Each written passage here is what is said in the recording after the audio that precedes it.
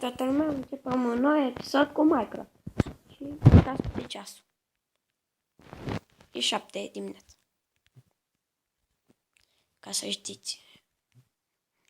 Și acum, hai să ne luăm mai teme. Și uitați ce am găsit eu pe un schelet. Mi-a dat, avea o armură, respirație, aqua affinity, feather falling și drept strider. Și nu știu dacă sunt bune. Armurile astea n-au nimic. Uitați, nu au nimic. Și zice, pentru că pe mine m-au omorât scheletele ăla, pentru că nu știu ce arc avea. Era un schelet de ăla bun, cu armură, cu boară, și m-a omorât și nu mai mi-am găsit casca de aer. Așa că am venit de câte ori a trebuit ca să-l omor și mi-a picat armura, dar nu arcul. Asta e. Nu mai am găsit casca aia, cred că era mai bună ca asta. Și gata. Ne-am făcut fără un decupaci în episodul trecut, mai țineți minte acolo? Și azi vreau să tem acei copaci, toți. Până nu mai. În 3 și 2 astea. Gata. Hai să tăiem copaci. Și până îi tăiem, mai cad puieți. Pentru că au crescut 2 de mari acolo și o să dureze mult. Dar că nu... De astea, câțiva copaci n-au mai crescut. De să crească și ăștia. Hai să-i luăm pe ăștia. Și să nu vă amintiți. E episodul 8. Episodul al 8-lea, al meu.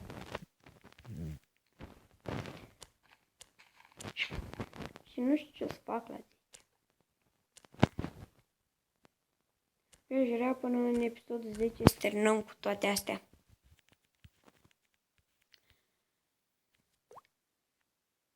Ca să, terminăm cu casa și cu astea și apoi să ne apucăm de minerit. Să facem alte ca să fie un sat întreg.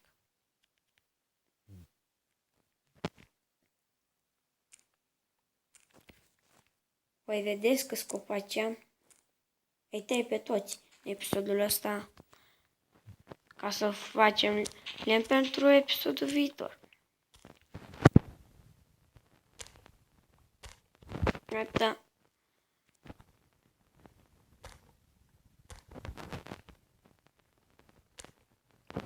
Cât sunt.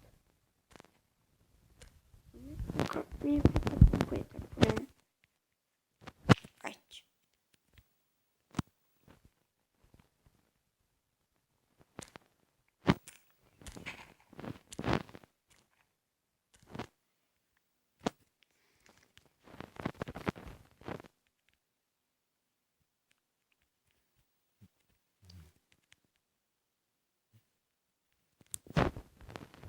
Deci, aici unde a fost copacul, fix aici a fost.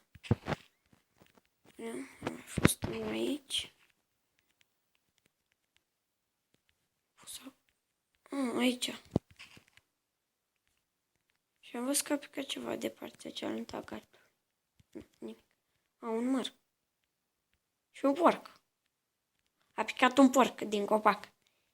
Avem pomii care cresc porci. Cu puieții, dacă avem prea mulți, o să îi ardem. Știți și voi. Ce facem cu ei? Facem noi. S-a pus, da.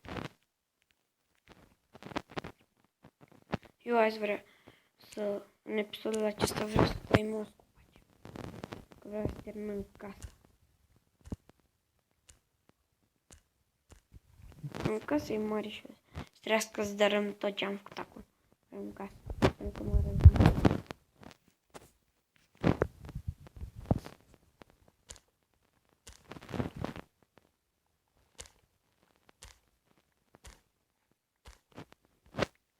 că vezi ce frumos e să avem o fermă. Nu ne grăbim, băieți, putem să-i plantăm înapoi. Că cad din fiecare copac, pot să mă duc acum. De exemplu, acolo sunt puiți. Când trebuie puieții, o să lingi la scupați. Varianta. Ăla, pe ăștia nu o să-i tai în episodul ăsta. Pentru că durează mult să-i tai pe aia și eu trebuie să merg la școală acum. Și dimineața asta n-am niciun chef de școală. Niciunul n-am.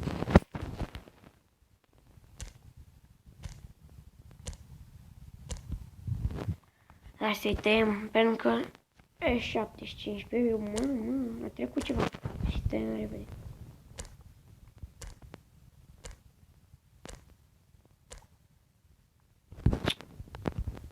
Facem un stick din copacii ăștia, dacă-i tăiem. Sau mai mult de un stick.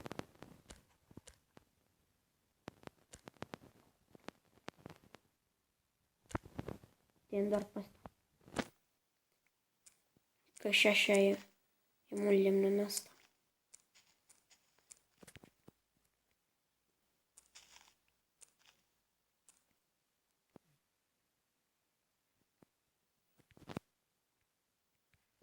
Hai că asta.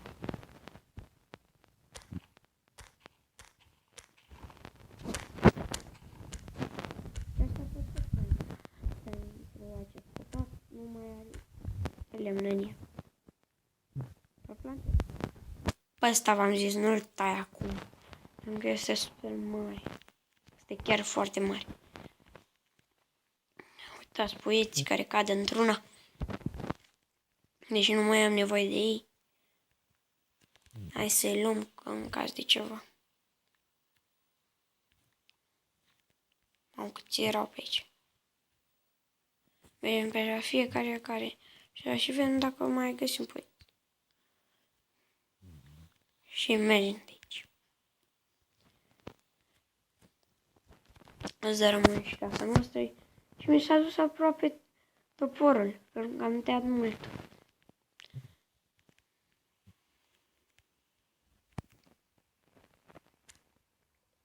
Vreau o casă de aia mare. Nu-mi plac asta.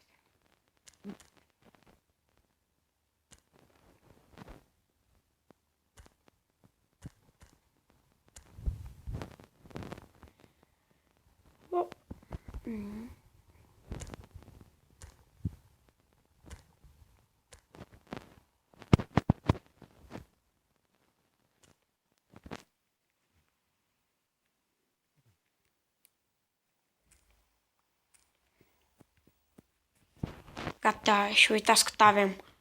Steak și 13. Mamă! Bine, toată lumea. Cam atât a fost pentru episodul ăsta. Scuzați-mă că n-a durat mai mult, pentru că acum trebuie să merg la școală, știți, și voi. Asta e dimineața. M-am gândit să postez pentru voi și a dimineață. Bine, la revedere toată lumea. Dați like, să vă abonați. Pa, pa, lume!